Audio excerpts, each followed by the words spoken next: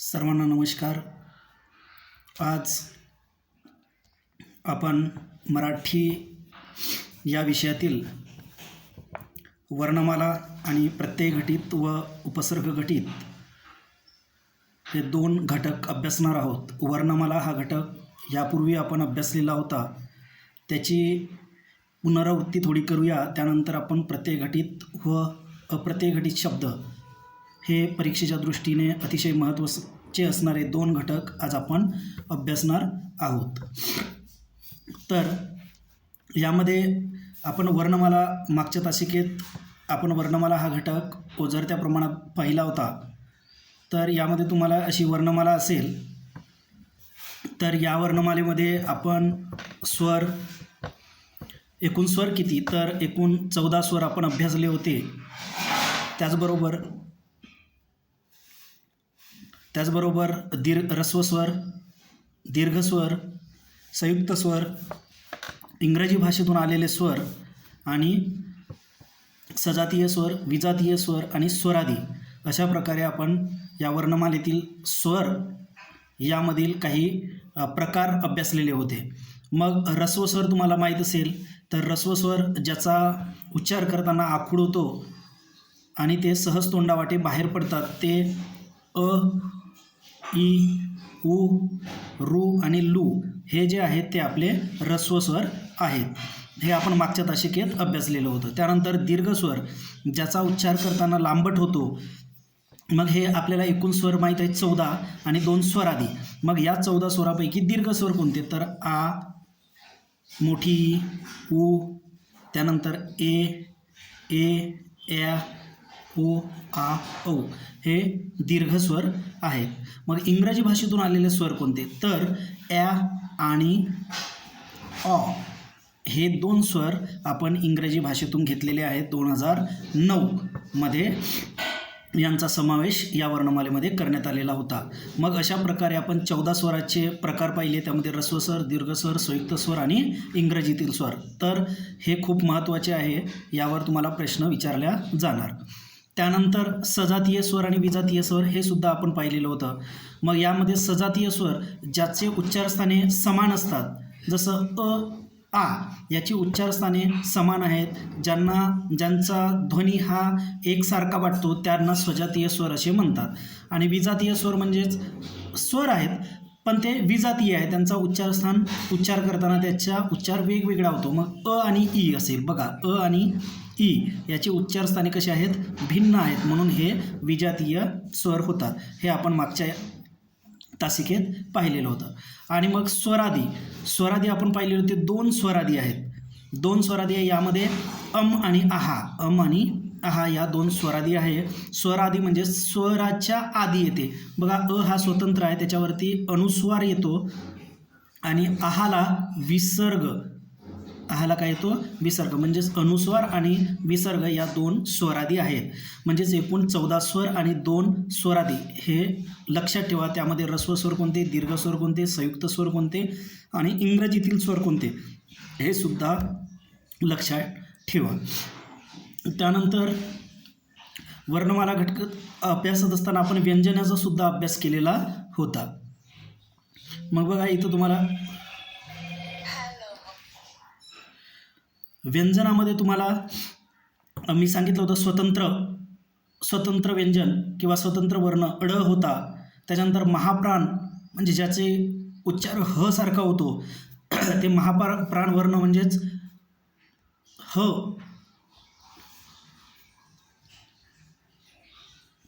ह हा महाप्राण व्यंजन आहे. आणि त्यानंतर आपण श आणि ज्ञ हे 2 जोडा अक्षरे शिकलेलं होतं. कारण क्ष आणि ज्ञमध्ये जोडा अक्षर म्हणजेच संयुक्त व्यंजन सुद्धा त्याला आपण म्हणतो. मग संयुक्त व्यंजन म्हणजेच काय, एक किंवा एकापेक्षा जास्त स्वर म्हणजेच 2 किंवा 3 हे व्यंजने एकत्र येऊन जेव्हा एक व्यंजन म्हणतो तेव्हा ते संयुक्त व्यंजन असते. मग श मध्ये श, क, श हे 2 व्यंजन एकत्र येऊन क्ष बनतो, त्यामुळे ते संयुक्त व्यंजन आहे. आणि ज्ञ, द, न, य हे 3 व्यंजने एकत्र येऊन ज्ञ बनतो, म्हणून ते सुद्धा संयुक्त व्यंजन आहे. अशा प्रकारे 2 संयुक्त व्यंजने, महाप्राण वर्ण ह आणि स्वतंत्र वर्ण ड. त्यानंतर बघा श, स, क्ष, श आणि स हे उष्मे आहेत, लक्षात ठेवा. आणि अर्धस्वर य, र, ल, व हे अर्धस्वर आहे. हे आपण मागील तासिकेत उजळत्या प्रमाणात पाहिले होते. हे उजळणी म्हणून मी तुम्हाला सांगतो आहे. आणि अनुनासिके, ज्याचा उच्चार करताना जे नाकावाटे जे ध्वनी बाहेर निघतात त्यांना अनुनासिके म्हणतो. आणि वर्णमालेत आपल्या 5 अनुनासिके आहे. त्याच्यामध्ये अन, न, न आणि म हे जे आहे हे अनुनासिके आहे. तुम्हाला प्रश्न विचारले जातात खालीलपैकी अनुनासिके कुठलं, किंवा खालील पर्यायातील अनुनासिक कोणते नाही. तर हे 5 अनुनासिके तुम्ही लक्षात ठेवा, ज्यामध्ये अन, न, न आणि म अशा प्रकारे 5 अनुनासिके आहेत. यानंतर आता आपण अभ्यासणार आहोत या वर्णमालेतील काही महत्त्वाची अशी अक्षर म्हणतो मी, कारण अक्षर म्हणजे ज्या व्यंजनामध्ये स्वर मिसळला जातो ते पूर्ण अक्षर होत असते, आणि ज्याचा पाय मोडलेला असते ते मात्र व्यंजन असते. हे लक्षात ठेवा. बघा, आपल्या एकूण वर्णमालेत 52 वर्ण आहेत. एकूण 52 वर्ण आहेत. त्यामध्ये 14 स्वर, 2 स्वरादी, त्यानंतर 34 व्यंजने आणि 2 संयुक्त व्यंजने अशी मिळून एकूण 52 वर्णांची आपली वर्णमाला आहे. मग या वर्णमालेत जोडा अक्षर असणारी व्यंजने किती? बघा, जोडा अक्षर मी यापूर्वी शिकलो होतं. क्ष आणि ज्ञ हे जोडा अक्षर असलेली व्यंजने आहेत, कारण यामध्ये 2 किंवा 2 पेक्षा जास्त व्यंजने एकत्र येऊन हे अक्षर बनलेले आहेत, क्ष आणि ज्ञ. म्हणून हे 2 जोडा अक्षर असणारी व्यंजने आहेत. जर तुम्हाला एखाद्या वेळी प्रश्न विचारला खालीलपैकी जोडा अक्षरी असणारी व्यंजने किती किंवा कोणती, तर क्ष आणि ज्ञ हे लक्षात ठेवा. वर्णमालेमध्ये उभा दंड असणारी व्यंजने. उभा दंड बघा, मध्ये उभा दंड, मध्ये बघा, क मध्ये मध्ये हा उभा दंड आहे, हा उभा दंड आहे बघा, असा उभा दंड आहे. मग उभा दंड असणारी व्यंजने कोणती, तर क मध्ये उभा दंड आणि फ मध्ये उभा दंड आहे. हे प्रश्न यापूर्वी विचारले गेलेले आहेत. त्यामुळे मध्ये उभा दंड असलेली व्यंजने कुठली, तर ज्या व्यंजनामध्ये मधामध्ये उभा दंड असतो ती उभा दंड असलेली व्यंजने आहेत. मग खाली बघा, शेवटी उभा दंड असणारी, शेवटी बघा, ख शेवट उभा दंड आहे, च ला शेवट उभा दंड, हा उभा दंड असा, ज ला सुद्धा शेवट उभा दंड आहे. मग शेवटी उभा दंड असणारी व्यंजने ख, च, ज ही शेवटी उभा दंड असणारी व्यंजने आहेत. बरं, शेवटी स्वतंत्र उभा दंड बघा, 2 याच्यामध्ये फरक आहे, शेवटी उभा दंड आणि शेवटी स्वतंत्र उभा दंड. शेवटी स्वतंत्र उभा दंड असणारी कोणती, ग ला जो उभा दंड आहे तो स्वतंत्र आहे, ख ला जो उभा दंड आहे तो जोडून आहे, च ला जो उभा दंड आहे तो जोडून आहे, म्हणजे तो स्वतंत्र नाही.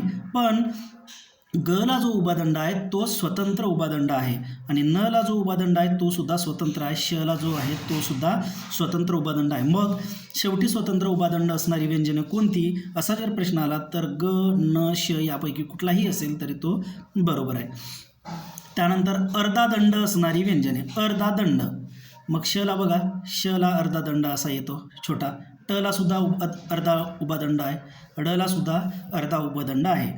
फक्त प्रश्न वाचायचं, प्रश्न वाचल्यानंतर आपल्याला लगेच समजणार की उभा दंड कुठं आहे, स्वतंत्र उभा दंड कुठं आहे, किंवा मध्ये उभा दंड कुठं आहे, हे आपल्याला जेव्हा आपण व्यंजने पाहू किंवा ते अक्षर पाहिल्यानंतर आपल्याला समजणार. बरं, दंड नसलेला एक वर्णमालेतील एकमेव व्यंजन म्हणजे र आहे. बघा, याला दंड नाही, उभा दंड नाही, आडवा दंड नाही, किंवा अर्धा दंड नाही, कुठलाही दंड याला नाही. दंड नसलेली व्यंजने म्हणजे र. याला कंपित वर्ण असे सुद्धा आपण म्हणतो, हा सुद्धा प्रश्न विचारले गेलेला आहे. र ला कंपित वर्ण असे सुद्धा म्हणतो. मग तुम्ही म्हणाल का एवढेच शेवटी उभा दंड असणारी व्यंजने एवढीच का, तर नाही. हे उदाहरणासाठी दिलेले आहे. वर्णमालेत अजून उभा दंड असणारी किंवा मध्ये उभा दंड असणारी वर्ण आहेत किंवा व्यंजने आहेत. त्यामुळे जो प्रश्न कशा पद्धतीने येतो त्याच्यामध्ये पर्याय कोणते दिलेले आहेत त्यावरून या प्रश्नाची उत्तरे आपल्याला द्यायची आहेत. तर वर्णमाला हा घटक आपण ओझरता प्रमाणात घेतलेला होता, त्याची उजळणी आज मी घेतो आहे. आणि यानंतर आपण प्रत्यय घटित शब्द व उपसर्ग घटित शब्द हा महत्त्वाचा असा टॉपिक यावर्षीपासूनच याला स्कॉलरशिपच्या इयत्ता 4थीमध्ये समाविष्ट करण्यात आलेला आहे. अगदी सोपं आहे. बघा, आता प्रत्यय घटित शब्द म्हणजे काय हे आपण पहिल्यांदा पाहूया. प्रत्यय म्हणजे एखादा शब्द असेल, त्या शब्दाच्या शेवटी म्हणजेच नंतर, शब्द झाल्याच्या नंतर, किंवा त्यालाच आपण म्हणतो शब्दाच्या पुढे, शब्दाच्या शेवटी किंवा शब्दाच्या पुढे. शेवटी म्हणजे शब्दाच्या नंतर, त्यालाच आपण शब्दाच्या पुढे सुद्धा म्हणतो. मग रेख आहे, रेख, त्याला व लागलं तर रेखीव, रेखीव, व जो शेवटी जोडलेला आहे किंवा शब्दाच्या जो पुढे जोडलेला आहे त्याला आपण प्रत्यय असे म्हणतो. पुढे समजणार तुम्हाला. बघा, शब्दाच्या नंतर कुठे, तर शब्दाच्या नंतर, शब्दाच्या नंतर, शब्दाच्या नंतर म्हणजेच पुढे. बघा, हे इथं कन्फ्यूज होऊ नका. शब्दाच्या नंतर म्हणजे शब्द लिहून झाल्याच्या नंतर, म्हणजेच त्याला शब्दाच्या आपण पुढे सुद्धा म्हणतो. प्रत्यय लागून जे शब्द तयार होतात त्यांना प्रत्यय घटित शब्द असे म्हणतात. शब्दाच्या पुढे आणि शब्दाच्या मागे, एवढंच लक्षात ठेवा. शब्दाच्या पुढे आणि शब्दाच्या मागे. मग शब्दाच्या नंतर म्हणजे शब्द लिहून झाला त्याच्यानंतर जर एखादा आपण अक्षर किंवा शब्द जोडलं त्याला आपण प्रत्यय असे म्हणतो. तुम्हाला उदाहरणावरून खाली लगेच लक्षात येईल प्रत्यय कशा प्रकारचे असतात. बघा, इथे काही तुम्हाला चार्टमध्ये दिलेला आहे. ओढा हा मुख्य शब्द आहे. ओढा, ओढा याला प्रत्यय लागलेला बघा, आ, ओढा, आ हा प्रत्यय लागलेला आहे म्हणजे शब्दाच्या शेवटी आ आलेला आहे. ओढा, आ आलेला आहे. लढाऊ, लढ हा मुख्य शब्द आहे आणि त्या मुख्य शब्दाला आऊ हा प्रत्यय लागलेला आहे. उच्चार करून बघा तुम्ही, लढाऊ, लढाऊ म्हणजे आऊ हा प्रत्यय लागलेला आहे. पूज हा शब्द मुख्य शब्द आहे आणि या शब्दाच्या पुढे आरी, बघा, पुजारी, पूज याच्या पुढे आरी म्हणजे पुजारी हा शब्द तयार झालेला आहे. म्हणजेच यामधील मुख्य शब्द पूज याला धातूसुद्धा म्हणतो. त्यानंतर आरी हा त्याला प्रत्यय लागलेला आहे. लाजाळू यामधील मुख्य शब्द लाज आहे म्हणजे मुख्य शब्दाला पुढे आळू हा प्रत्यय लागून लाजाळू हा शब्द तयार झालेला आहे. म्हणजे हा सुद्धा यामधील प्रत्यय आळू हा आहे. उड हा शब्द मुख्य शब्द आहे, त्याला ई हा प्रत्यय लागलेला आहे म्हणजेच उडी. त्यानंतर जाण हा या शब्दाला जाणीव, ईव ह्या प्रत्यय लागलेला आहे. मग तुम्हाला एक प्रश्न देणार, जाणीव या शब्दाला कोणता प्रत्यय लागलेला आहे, तर यामध्ये आपल्याला समजलं पाहिजे की ईव हा प्रत्यय जाणीव या शब्दाला लागलेला आहे. झाड हा मुख्य शब्द आहे, त्यामध्ये उ, झाडू, उ हा प्रत्यय लागलेला आहे. बस हा शब्द आहे, त्याला ऊन, बसून असा प्रकारचा प्रत्यय लागलेला आहे. भांडखोर, भांड हा मुख्य शब्द आहे, त्याला खोर हा प्रत्यय लागलेला आहे. बोलणारा, बोल हा धातू सदिश शब्द आहे, बोल, त्या बोलला नारा हा प्रत्यय लागलेला आहे, बोलणारा, म्हणून त्यापासून शब्द काय झाला, बोलणारा. हस या शब्दाला रा हा प्रत्यय लागलेला आहे म्हणजेच त्यापासून हसणारा हा शब्द तयार झालेला आहे. अगदी सोपं आहे. शब्दाच्या पुढे किंवा शब्दाच्या नंतर म्हणा जो प्रत्यय लागलेला असते त्याला आपण प्रत्यय घटित शब्द असे म्हणतो. त्यामध्ये कोणते प्रत्यय, आ, आऊ, आरी, आडू, ई अशा प्रकारचे प्रत्यय असतात. तर अगदी सोपं आहे, तुमच्या लगेच लक्षात येईल. त्याचा उच्चार करायचं पहिल्यांदा आणि शेवटी जसं उडी आहे, उडी, ई हा प्रत्यय, अशा प्रकारे ते प्रत्यय लागलेले असतात. आता आपण पाहू उपसर्ग घटित शब्द. आता आपण शब्दाच्या नंतर पाहिलं, आता काय शब्दाच्या पूर्वी म्हणजे शब्दाच्या पहिले, शब्दाच्या पूर्वी म्हणजे शब्दाच्या अगोदर उपसर्ग लागून जे शब्द तयार होतात त्यांना उपसर्ग घटित शब्द असे म्हणतात. सोपं आहे, शब्दाच्या पूर्वी आणि शब्दाच्या नंतर. मग काही शब्द आपल्याला इथे दिसत आहे उपसर्ग घटित शब्दामध्ये. प्रकार, मग आता प्रकार, बघा, कार हा मुख्य शब्द आहे आणि त्याला प्र हा उपसर्ग लागलेला आहे. अनुभव, भव याला अनु हा उपसर्ग लागलेला आहे. हार याला उप हा उपसर्ग लागलेला आहे. भाषण याला संभाषण स हा उपसर्ग लागलेला आहे. म्हणजे शब्दाच्या पुढे जो शब्द लागतो त्याला उपसर्ग असे म्हणतात. अपयश, यश हा मुख्य शब्द आहे आणि त्याला अप हा उपसर्ग इथे लागलेला आहे. सहवास, सह, प्रतिकार याच्यामध्ये प्रति हा उपसर्ग आहे आणि कार हा मुख्य शब्द आहे. मुख्य शब्दाला पुढे प्रति हा आपला उपसर्ग लागलेला आहे. कार त्याला आकार हा उपसर्ग लागलेला आहे. अधिकार दिसतोय इथं, त्याला अधि हा उपसर्ग लागलेला आहे. अवगुण याच्यामध्ये अव हा उपसर्ग आहे. त्याच्यानंतर सावकार,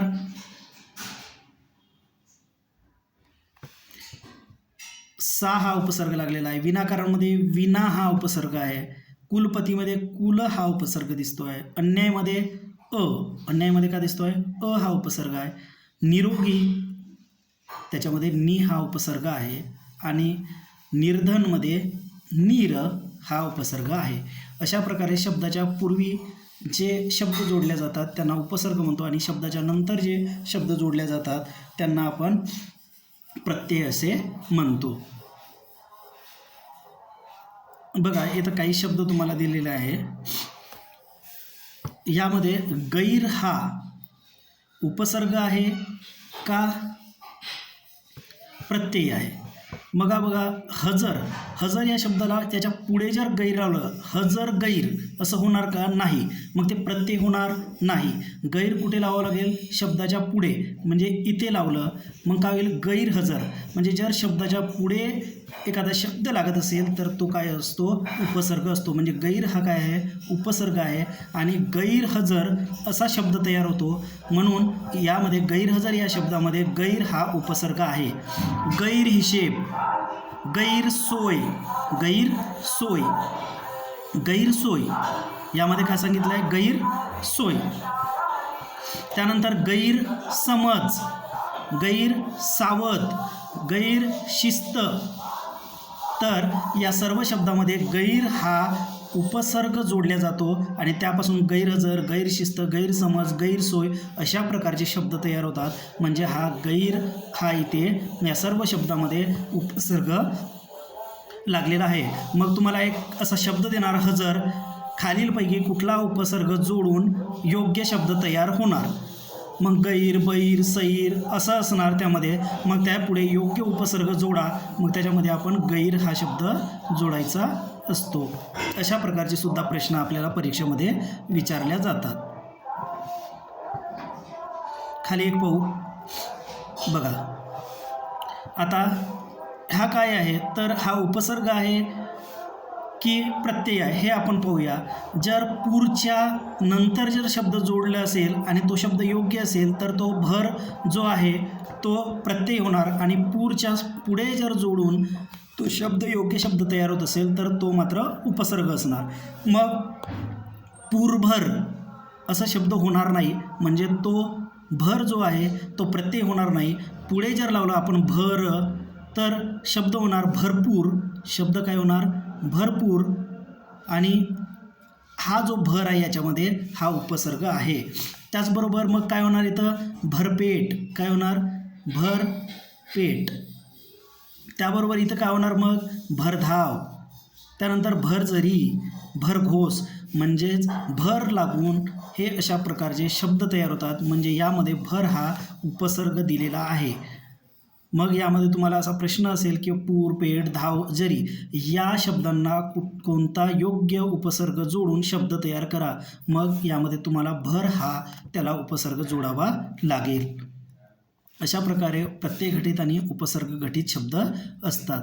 आता आपण काही प्रश्न पाहू जे आतापर्यंत आलेले आहेत. बघा, प्रश्न नीट वाचा. मूळ शब्दाच्या मागे एक किंवा अधिक अक्षरे लावून जे शब्द तयार होतात. कुठं? मूळ शब्दाच्या मागे. आता मूळ शब्द काय होता? इथं आपण पाहिलं होतं मूळ शब्द एखादा असेल का असेल बघा, एक मिनिट तुम्हाला सांगतो. मूळ शब्द, एखादा मूळ शब्द आहे. आता भर, आत्ता पाहिलं धाव, हा धाव आहे, हा धाव आहे. मग धाव हा शब्द, ह्या मूळ शब्दाला मागे, मूळ शब्दाच्या बघा, मूळ शब्दाच्या मागे एक किंवा अधिक अक्षर लावून जे शब्द तयार होतात. मग इथं लावा भर. मग मूळ शब्दाच्या मागे आपण काय लावलो? भर. मागे म्हणजेच मागे करा किंवा आधी करा.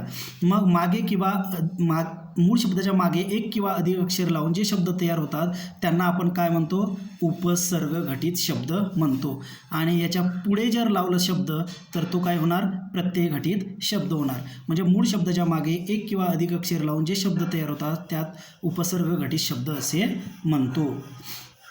दुसरा प्रश्न पाहूया आपण. अभि हा उपसर्ग, उपसर्ग म्हणजे कुठं लावायचा? शब्दाच्या मागे किंवा शब्दाच्या पहिलेच म्हणा. मग अभि हा उपसर्ग लावून पर्यायातील कोणता शब्द तयार होणार नाही हे खूप महत्त्वाचं असते. नाही, होणार नाही. मग बघा इथं अभिनय योग्य शब्द आहे. अभिनंदन हे पण बरोबर आहे. अधिकार, अधिकार होणार का? हे बघा, अभ्यास, अभ्यास करताना अभि असा उच्चार येतो. अभ्यास, अभिआस, त्याचा जर फोड केला तर अभि अधिक आस, अभ्यास असं होतो. म्हणजे हा सुद्धा येतो. पण अधिकार यामध्ये अधि हा उपसर्ग लागलेला आहे. अधिकार या शब्दामध्ये अधि हा उपसर्ग लागलेला आहे. म्हणून याचं अभि हा उपसर्ग लागून पर्यायातील कोणता शब्द तयार होत नाही? तर अधिकार हा शब्द तयार होत नाही, कारण यांना अधि हा उपसर्ग लागलेला आहे. बघा इथे अधि उपसर्ग लागलेला आहे या अधिकारला. मग खाली बघा, शब्द व उपसर्ग यानुसार वेगळा पर्याय निवडा. शब्द व उपसर्ग, उपसर्ग म्हणजे शब्दाच्या आधी. अवगुण बरोबर आहे. दुर्जन हे सुद्धा बरोबर आहे. उत्तीर्ण आहे का बरोबर? दुर्जनला काय आलं? दुस हा दुर्जन येणार नाही बरं. उत्तीर्ण बरोबर आहे. आमरण, आ इथं उपसर्ग आहे, हा सुद्धा बरोबर आहे, हा बरोबर आहे. उत्तीर्ण. दुर्जन, येथे दुर्जन हा शब्द आहे, दुस हा उपसर्ग लागत आहे. दुर्जन हा येणार नाही. यानंतरचा प्रश्न बघू. बघा, गटात न बसणारा शब्द निवडा. इथं काय आहे? पडसाद. पडसादला काय लागलेला आहे? पड हा उपसर्ग लागलेला आहे. दर, शेकडा यामध्ये दर हा उपसर्ग लागलेला आहे. श्रावणीय, श्रावणीय हा प्रत्यय घटित शब्द आहे.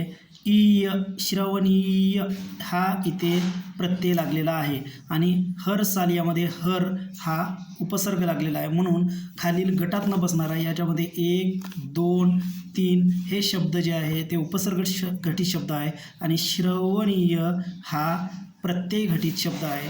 म्हणून गटात न बसणारा शब्द पर्याय क्रमांक 3 आहे.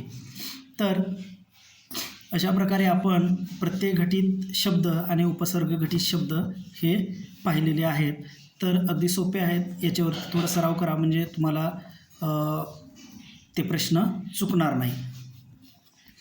आता बघा, याच्यामध्ये थोडंसं कन्फ्युजन होतं तुम्हाला. मागे पुढे. उपसर्ग म्हणजे शब्दाच्या आधी म्हणतो, अगोदर म्हणतो, शब्दाच्या पूर्वी. उपसर्ग म्हणजेच काय? शब्दाच्या पूर्वी किंवा आधी शब्द असेल त्याच्या मूळ शब्दाच्या आधी उपसर्ग लागून शब्द तयार होतो, त्यांना आपण उपसर्ग घटित शब्द असे म्हणतो. आणि मग प्रत्यय घटित म्हणजे शब्दानंतर म्हणजेच शब्दाच्या पुढे जो प्रत्यय लागून जे शब्द तयार होतात त्यांना आपण प्रत्यय घटित शब्द असे म्हणतो. मग यामध्ये कुठले प्रत्यय आहेत ते शब्द वाचल्यानंतर आपल्याला अगदी योग्य पद्धतीने समजणार. तर सर्वात महत्त्वाचं, तुम्ही वर्णमाला जी आहे ते खूप चांगल्या प्रकारे पाठ करा. त्यावर खूप सारे प्रश्न, जवळपास 2 प्रश्न त्या वर्णमालेवर येणार. त्यामुळे स्वर कोणते, व्यंजन कोणते, स्वरादी कुठले, इंग्रजी भाषेतून आलेले स्वर कुठले, त्यानंतर हे उभादंड, आडवे दंड किंवा अर्धा दंड असलेली वर्णे कोणती, हे थोडं पाठ करा. त्यामुळे परीक्षेतील प्रश्न आपला चुकणार नाही. तर अशा प्रकारे आज आपण वर्णमाला या घटकाची थोडी उजळणी घेतली. त्यानंतर प्रत्यय घटित शब्द व उपसर्ग घटित शब्द हे यांना प्रत्यय कुठले लागतात किंवा उपसर्ग कुठले लागतात, कशा प्रकारे ते प्रश्न शब्द बनतात हे आपण पाहिलं. तर यानंतर गणित विषयाचा तास होईल. तर आपण दुपार सत्रात या दोन्ही घटकावर जास्तीत जास्त सराव करा आणि उद्या म्हणजे शनिवारच्या पेपरमध्ये जास्तीत जास्त मार्क्स घेण्याचा प्रयत्न करा. धन्यवाद.